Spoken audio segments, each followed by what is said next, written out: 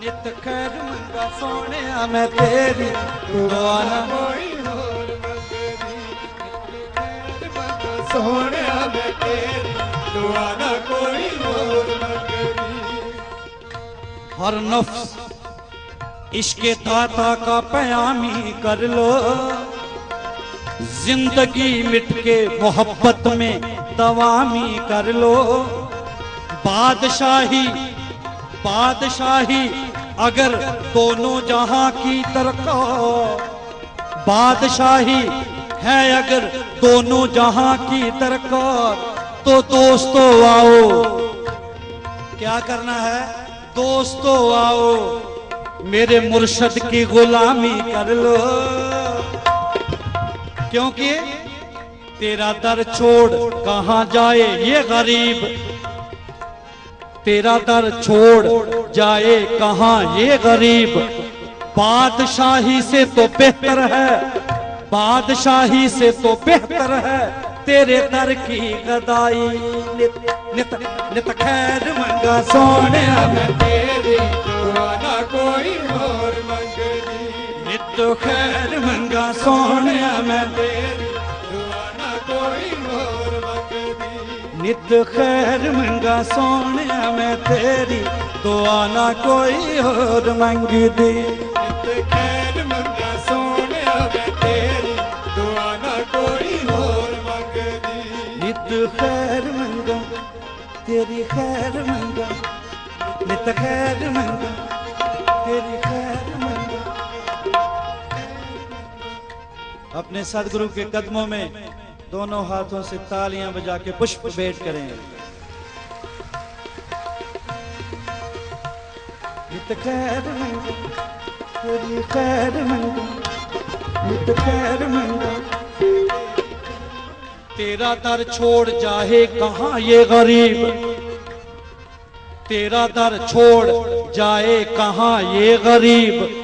बादशाही से तो बेहतर है, बादशाही से तो बेहतर है तेरे दर की गदाई। कैसे रूह गद गद हो गई है गुरुजी दर्शन करके तेरे, गद हो गई है गुरुजी दर्शन करके तेरे, रूह गद गद हो गई है गुरुजी दर्शन करके तेरे। गद गद हो गई है गुरुजी दर्शन करके तेरे। अब मोहब्बत से इबादत के रंग में रंग जाओ और मेरे पीछे पीछे बोलो, रूह गद गद हो गई है गुरुजी दर्शन करके तेरे। जोर से जोर से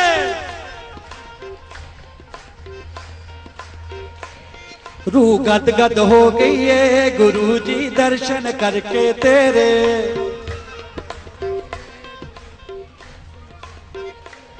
रूह गद गद हो गई है गुरुजी दर्शन करके तेरे।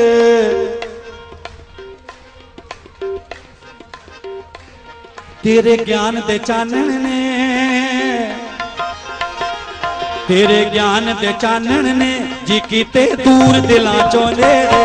रूह गद गद हो गई है गुरुजी दर्शन करके तेरे, रूह गद गद हो गई है गुरुजी दर्शन करके तेरे। रूह गद गद हो गई है दातिया दर्शन करके तेरे। रूह गद गद हो गई है गुरुजी दर्शन करके तेरे।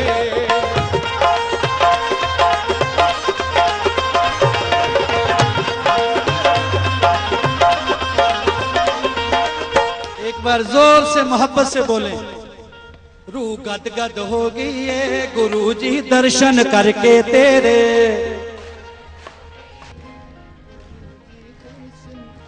ओम नमो नारायण। बोलिए भगवान श्री लक्ष्मी नारायण जी की जय।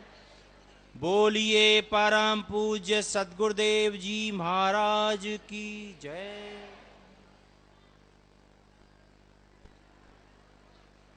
परम पूज्य सतगुरुदेव जी महाराज, परम पूज्य गुरुमा के चरणों में कोटि कोटि नमन।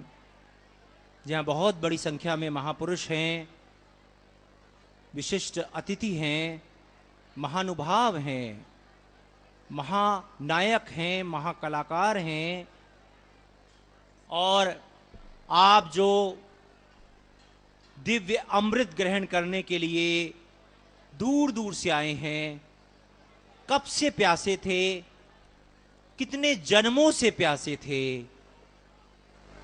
आज आपको प्रभु की कृपा से वो दिव्य अमृत, वो दिव्य पाठ, आपके कष्टों, दुखों, संकटों के निवारण का अद्भुत पाठ गुरु पूर्णिमा के अवसर पर आपको मिल रहा है, जो आपको महाप्रसाद मिल रहा है। आप सबको कोटि कोटि नमन। गुरु पूर्णिमा का जो अवसर है वो बहुत ही अद्भुत होता है, बहुत ही कृपाओं से भरा होता है। गुरु एक ऐसी अद्भुत कृपा का महाआलोक का एक प्रारूप है। जैसे कि हम किसी से संबंध बनाते हैं तो हमारे संबंध बनते हैं, लेकिन गुरु एक ऐसी ऊर्जा का प्रारूप है जिससे जन्मों जन्मों के हमारे संबंध होते हैं, जो हमेशा अटूट रहते हैं। हम संबंध बनते हैं, बिगड़ते हैं, फिर बनते हैं, लेकिन गुरु एक ऐसा महाप्रारूप है जिनके साथ हमारे संबंध हमेशा बने रहते हैं। और गुरु के लिए तो हम हमेशा हमारे संबंध वैसे ही वैसे रहते हैं।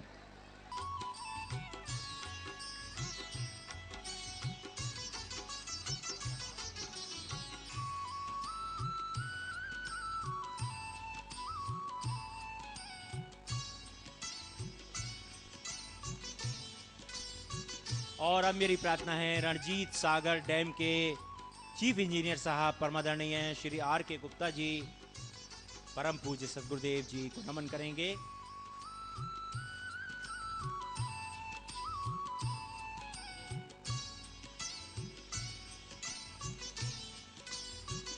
देहरादून के डिस्ट्रिक्ट सेशन जज परमादरणीय श्री NS धानिक जी परम पूज्य सदगुरुदेव जी को नमन करेंगे।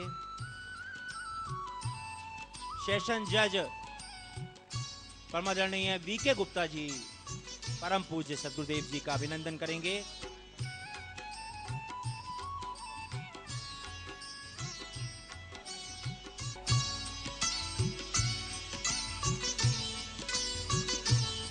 और इनके बाद मेरी प्रार्थना है गुरदासपुर के अश्वनी कपूर जी, जो भी महापुरुष यहां हैं सभी का अभिनंदन करेंगे। परमादरणीय डॉक्टर बलदेव राज जी चावला हैं, परमादरणीय धानिक जी हैं, परमादरणीय लद्दर जी हैं, परमादरणीय अरविंद त्रिवेदी जी हैं, परमादरणीय सुनील लहरी जी हैं, परमादरणीय प्रवीण कुमार जी हैं, अर्जुन जी हैं, सुरेंद्र खुराना जी हैं, सभी का अभिनंदन करेंगे।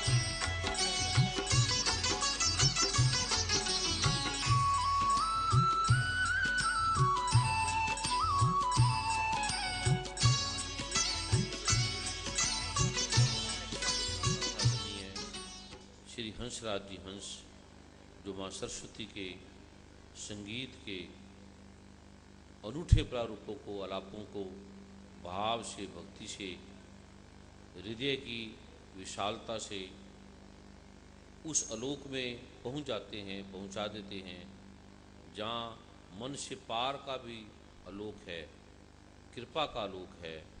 सदगुरु की कृपा है इन पर, माता पिता पूर्वजों की, पितरों की कृपा है इन पर। और भारत सरकार में, अमेरिका में, कनाडा में, इंग्लैंड में बड़ा नाम यश कीर्ति है। भारत सरकार ने भी इन्हें पद्मश्री के सम्मान से नवाजा। इनकी विनम्रता, इनकी भक्ति, इतने संगीत के आयाम को छूने के बाद भी इन्होंने संतत्व का, विनम्रता का, कहीं अहंकार का, कहीं गर्व का कोई भाव नहीं आता। कि कृपा से प्रभु का आलोक मिलता है। परम आदरणीय श्री PK गुप्ता साहब,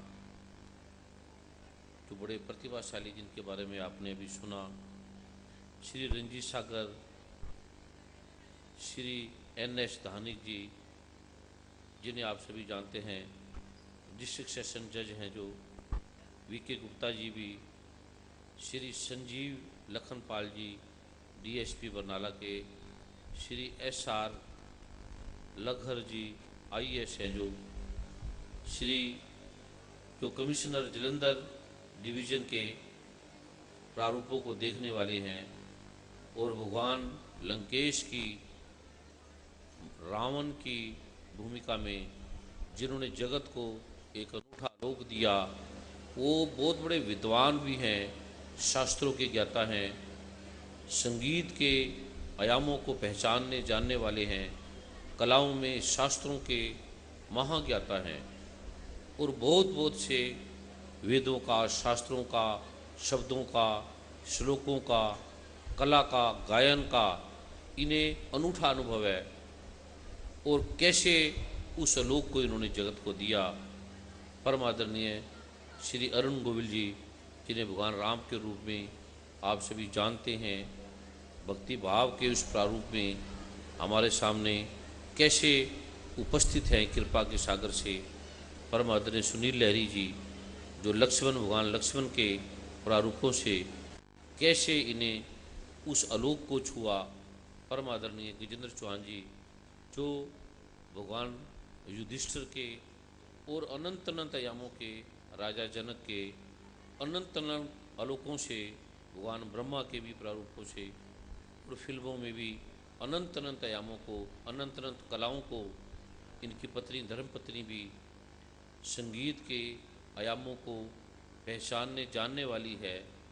श्री प्रवीण कुमार जी, जिन्हें आप सभी जानते हैं, भगवान भीम के प्रारूप में और भक्ति से भी विनम्र हृदय इनका, गुरु सिख मर्यादा के प्रारूप को जानने वाले हैं, समझने वाले हैं, कलाओं में निपुण हैं, और हृदय की जो गहराई है, भक्ति का जो आलोक है, और कैसे मर्यादा पूर्वक बोलना चाहिए, कहाँ क्या बोलना चाहिए, कहाँ क्या समझना चाहिए, और कोई परंपरागत नहीं है इनका भाव। ये एक हृदय की भावना से प्रभु की कृपा ने इन्हें आलोक दिया। परम आदरणीय श्री अर्जुन जी, जिन्हें आप सभी जानते हैं, संगीत में, कला में, नृत्य में, गायन में कैसे इन्होंने भगवान अर्जुन के उस आलोक को जगत को दिया। ऐसे इनके भाव, हृदय, ऐसी इनकी धर्मपत्नी, इनके बच्चे, इनकी बेटी अनूठे आलोकों को छूने वाले हैं, और हर आयामों में, देश में, विदेश में, अमेरिका में, कनाडा में, इंग्लैंड में, जगह जगह इनके अनूठे प्रारूप हैं। सभी जहाँ जाते हैं, सभी इनकी बड़ी प्रशंसा करते हैं, इनके गायन की, इनके भाव की। परम आदरणीय अमरदीप मित्तल जी, परम आदरणीय श्री मनमोहन सिंह जी, जो जनरल सेक्रेटरी हैं, पर जो पंजाब के इस प्रारूप के, परम आदरणीय हरविंदर सिंह जी भोला, जो चेयरमैन हैं, आप जिन्हें सभी जानते हैं, लुधियाना, जो आपके सेल के, और परम आदरणीय श्री सुरेंद्र सिंह जी खुराना, गुरु माँ के भ्राता के रूप में, भाई के रूप में, अनेकों अनेकों आयामों में, बचपन में उस आलोकों को ज्ञान से, वैराग से, और संतत्व रूप में भी, भक्ति के प्रारूप में भी, ज्ञान के, विद्या के प्रारूप में भी, और व्यापार के प्रारूप में भी इन्हें अनूठा आयाम मिला है। और अनंत आयामों से आए अनंत अनंत आश्रमों के संत, ओशो आश्रम से, जय कृष्णामूर्ति आश्रम से, माँ विमला ठकार से, कुंजा बाबा आश्रम से, राधा स्वामी मिशन से, संत नकारी मिशन से, पुनरवा बाबा से, देवहरिया बाबा से, टाट वाले बाबा से, मग्गा वाले बाबा से, अनंत अनंत अरविंद आश्रम से, रामकृष्ण परमहंस आश्रम के मुख्य अधिकारी के रूप में, और अनंत अनंत गुफाओं में जो तपस्या में रहते हैं, ऋषि मार्कंडे परंपरा से, ऋषि कात्यायन परंपरा से, ऋषि आदित्य परंपरा से, जो ऐसे ऐसे महात्मा यहाँ बैठे हैं, और बड़े बड़े न्यायाधीश, बड़े बड़े वैज्ञानिक, बड़े बड़े डॉक्टर, और अनेक पत्र पत्रिकाओं के संपादक, अनेक टीवी चैनलों के अधिष्ठाता, जी टीवी से, सोनी टीवी से, संस्कार टीवी से, श्रद्धा टीवी से, पंजाब के अनंत अनंत टीवी चैनलों के अधिष्ठाता, पंजाब केसरी अखबार से, दैनिक जागरण से, दैनिक भास्कर से, हिंद समाचार से, जगबानी से, अजीत समाचार से, दैनिक ट्रिब्यून से, वे अनंत अनंत इंडियन एक्सप्रेस से, हिंदुस्तान टाइम्स से, टाइम्स ऑफ इंडिया से, अनेक अनेक पत्र पत्रिकाओं के संपादक, बुद्धिजीवी वर्ग से संबंधित आलोक को छूने वाले या बैठे हैं। और आप जो भक्ति से, भाव से, कितने समय से शांति के उस लोक में, प्रभु कृपा के उस लोक में, जो गुरु का ये पर्व है, गुरु मर्यादा का पर्व है, ये है क्या, ये क्यों मनाते हैं, इसका रहस्य क्या है, गुरु किसका नाम है और ये मिलता कैसे है, कैसे हमारे दुखों का, हमारी समस्याओं का जो समाधान है वो पलों में हो, और कैसे आप भाव से, भक्ति से उस आयाम में कितने समय से तपती धूप में, दोपहर की धूप से आप बैठे हैं। आप सबके श्री चरणों में मेरा कोटि कोटि वंदन, कोटि कोटि नमन, कोटि कोटि प्रणाम।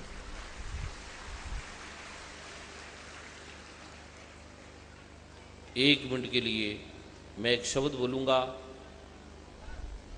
वो शब्द आपने पहले जो आपकी आज्ञा चक्र है, आँखों के बीच का हिस्सा, दोनों आँखों के बीच का जो हिस्सा, उसमें से आपने महसूस करना है। होठ आपके बंद हों, जीभ जो है वो आपकी तालू पे लगी हो। जितने भी माता भाई बहन सुन रहे हैं इसको, या जो उनके आसपास कोई भी थोड़ा आवाज़ कर रहा है, शोर कर रहा है, उन्हें वो ध्यान से सुनने की ध्यान दें। इस पे बड़ा महत्वपूर्ण आयाम है जो मैं आपको देने जा रहा हूँ। जो मैं अभी बोलने जा रहा हूँ उसे एक मिनट के लिए, एक पल के लिए, दोनों आँखों के बीच का जो स्थान है, जहाँ हमारी सारा कुछ, सारे दुख, सारे सुख, सारी स्मृतियाँ, सारे तनावों का जो कारण है, जो मूल है, जिससे हमारी आंखें देखती हैं, जिसके होने से हमारा कान सुनता है, जो इड़ा पिंगला सुषुम्ना का मूल है, जिसे आज्ञा चक्र भी कहा जाता है, उस केंद्र को, क्योंकि उस केंद्र में करोड़ों सेल हैं, वैज्ञानिक डॉक्टर उसे पहचान पा रहे हैं, कुछ सेलों को पहचान नहीं पा रहे। प्रभु की कृपा का आयाम, एक शब्द मैं बोलूँगा, वो आपने मुंह को बंद करके, जीभ को तालू पे लगा के, होठों को बंद करके मेरे साथ बोलना है। मैं बोलूँगा और आपने होठ नहीं खोलने, जीभ को तालू से लगी रहने देने हैं। उससे आपके आज्ञा चक्र में कुछ संपंदन होगा, कुछ प्रतिध्वनित सी हल्का सा कुछ एहसास होगा। उसके बाद एक शब्द है जो मैं हृदय चक्र में वो आपको दूंगा, जो हृदय के द्वारों को खोलने वाला है। इस जगत में जितने दुख हैं, तनाव हैं, टेंशन है, और जितना नॉलेज है, जितनी एजुकेशन है, जितनी विद्वता है, वो सभी आज्ञा चक्र से आती है। और जितना आनंद है, जितनी कला है, जितना संगीत है, जितना सुख है, जितना भाव है, जितनी भक्ति है, वो हृदय चक्र से आता है। तो मैं दो आयामों का एक छोटा सा शब्द आपके लिए बोलूँगा। कोई भी सेवादार, कोई भी भाई, कोई भी सिक्योरिटी वाला, कोई भी पुलिस वाला, कोई भी किसी को शांत करने वाला, कोई भी किसी को बैठाने वाला, जो खड़ा है वो जहाँ स्थान मिलता है वो बैठ जाए। दूर दूर तक हजारों हजारों की संख्या में सागर की तरह फैले भाई बहन हैं, किसी को बैठने का स्थान नहीं मिल रहा, वो जहाँ भी बैठे हैं, बैठने का नहीं स्थान मिल रहा तो वो खड़े हो जाए। खड़े खड़े ही इसको बोलेंगे एक पल के लिए, लेकिन बोलेंगे अपने मन में, होठों से नहीं बोलेंगे, अपने मन में बोलेंगे। ये जो मैं आलोक दे रहा हूँ, और उसके बाद जो आपको आयाम देने वाला हूँ, आप सोच भी नहीं सकते कि क्या एक मिनट में ये कुछ हो सकता है, क्या एक मिनट में इतनी शक्ति। क्योंकि जब आप गुरु से आशीर्वाद लेते हैं तो गुरु आपको बैक से, पीछे से आशीर्वाद देता है। यहाँ क्यों देता है? क्योंकि यहाँ पीनियल ग्लैंड्स है। वैज्ञानिक डॉक्टर साइंटिस्ट ये जानते हैं कि जो भी हमारी शक्ति का स्रोत है, जो हम सोचते हैं, इसलिए जब हमें टेंशन आती है तो हम ऐसे सिर को पकड़ते हैं। इसलिए जो चिंता में ग्रस्त रहते हैं उन्हें माइग्रेन है, सिर दर्द है, उनका सिर भारी रहता है, उन्हें हाइपरटेंशन है। ये जो आलोक में देने जा रहा हूँ आपको, सिर दर्द का, माइग्रेन का, हाइपरटेंशन का, जो बीमारियाँ हैं जो आगे आने वाली हैं, वो आपसे धीरे धीरे धीरे धीरे जो मैं मंत्र दूंगा उससे दूर होने लगेगी। ये पहले शुद्धिकरण का एक प्रारूप मैं आपको दे रहा हूँ। किसी को ब्लड प्रेशर भी है, हाइपरटेंशन भी है, डॉक्टर अभी उनकी जांच कर ले, उनका बीपी देख ले। और जो मैं ये 1 मिनट का शब्द दूंगा, अभी जब मैं अमेरिका में, कनाडा में, इंग्लैंड में, जो बड़े बड़े वैज्ञानिक थे, डॉक्टर थे, वहाँ के देशों के राष्ट्राध्यक्ष थे, पिछली बार जब गए थे तो उन्होंने कहा कि क्या पाठ से, पूजा से, मंत्रों से ये युग बदल गया है। कितनी सदियां बदल गई, लोग चंद्रमा पे पहुंच गए, और आप ये मंत्रों के पाठ से लोगों को ठीक कर रहे हैं। ये क्या एक मजाक सा नहीं लगता? और आप भारत के राष्ट्रपति के, भारत के प्रधानमंत्री के, बड़े बड़े लोगों के उस लोक को आपने देखा है, तो ये क्या लग रहा है? अजीब सा ये लग रहा है। या पढ़े लिखे इतने विद्वान होने के बाद, शास्त्रों का ज्ञान है, और आप ये क्या मंत्र दे रहे हैं, पाठ दे रहे हैं? युग बदल गया है, सदियां बदल गई है, विज्ञान ने कहां से कहां खोज कर ली है, और आप अभी इस मंत्रों में रुके हुए हैं। ये जड़ता है। क्या जगत यही रुका रहेगा? पिछली सदियों में पड़ा रहेगा, जहां से हम निकल के कितना कितना विकास किया है। वो कुछ डॉक्टर थे, डॉक्टर एल्बर्ट, डॉक्टर पिंजो, डॉक्टर रेयल, doctor Albert, doctor Hoechst, doctor Pfizer, doctor Dumex, doctor Whipple, doctor Freud के प्रारूप के संबंधियों में, डॉक्टर वित्से, डॉक्टर नित्से के उस आलोक को जिन्होंने बड़े बड़े ग्रंथ लिखे हैं। मैंने कहा ये जो मैं आपको आलोक दे रहा हूँ, आप उनको पहले मैंने आपको बताई, बीमारी बताई कि आपको ये रोग है, आपको ये रोग है, आपको ये कष्ट है, और आप आधुनिक जगत की ये दवाइयाँ खा रहे हैं, ये समस्या है आपको।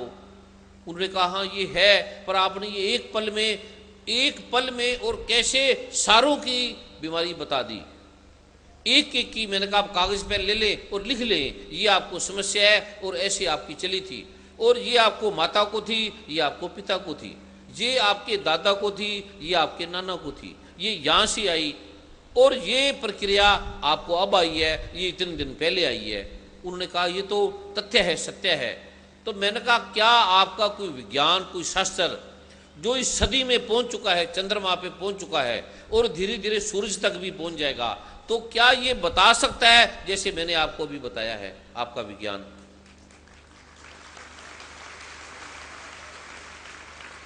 वो कहते ये तो हमारी समझ से पार है। तो मैं क्या, कुछ चीजें समझ में आती हैं। आपने कभी गुरु ग्रंथ साहब को पढ़ा होता? कहते वो क्या है? मैं क्या उसका अर्थ मैं आपको समझाता हूँ, वो क्या है बाद में बताऊंगा। उन्होंने साफ कहा है कि सोचे सोच न हुई जे सोची लखवार। तुम सोचते रहो, विस्तारते रहो, विचारते रहो, तुम्हारी सोच में कुछ चीज़ें नहीं आती, क्योंकि जो जगत है, आप भौतिक जगत को जानते हो, जो 5 तत्वों का नियंता है, जिससे 5 तत्वों का उद्घाटन हुआ है, जो 5 तत्वों से बना है, पृथ्वी, अग्नि, जल, वायु, आकाश। और उसके बाद ये जो रहस्य है, जो अलग एक तत्व है जिसे आप नहीं जान सकते, जिसे भगवान गीता में भी कहा है, नैनम छिदंती शस्त्राणी नैनम देहती पावका न चैनन कले दंत्यापो न सुश्रुति मारुता। वो जो तत्व है जो कटता नहीं है, जलता नहीं है, मिटता नहीं है, कहीं आता नहीं है, कहीं जाता नहीं है, कहीं भागता नहीं है, उसे आप इस जगत के किसी भी बम से, बंदूक से समाप्त नहीं कर सकते। तो क्या आपने ऐसा कोई तत्व जाना है, देखा है, जो जलता ना हो, जो कटता ना हो, जो उड़ता ना हो, और जो किसी भी प्रकार से आपके भौतिक पदार्थों से मिटता नहीं है, समाप्त नहीं है, और जिसका रूप रंग ना रेख किछ, जिसकी कोई रेखा नहीं है, कोई रूप नहीं है? बैठ जाए यहीं, जो सेवादार जा रहे हैं यहीं पर बैठ जाएं, जो जहाँ हैं बैठ जाएं, इसको सुने ध्यान से, किसी को कोई प्यास भी नहीं लगेगी। प्यास भी लगेगी तो आपके अंदर के रोगों को पी जाएगी, आपके कष्टों को पी जाएगी। जैसे हैं थोड़ी देर का लोक है, ज़्यादा समय ये नहीं लेंगे, क्योंकि ऊँट है, आपने राजस्थान में देखा होगा, वो 90 दिन तक बिना पानी पिए रह सकता है, मरता नहीं है 90 दिन तक ऊँट। तो आप ऊँट से भी गए बीते हैं। हम पुरुष हैं और समझते हैं कि पुरुषों ने बड़ा विकास किया, डॉक्टरों ने बड़ा विकास किया, बड़ी उन्नति कर ली। मैंने उन्हें कहा कि आप में क्या ऐसा डॉक्टर है जो 90 दिन बिना जल के रह सकता है?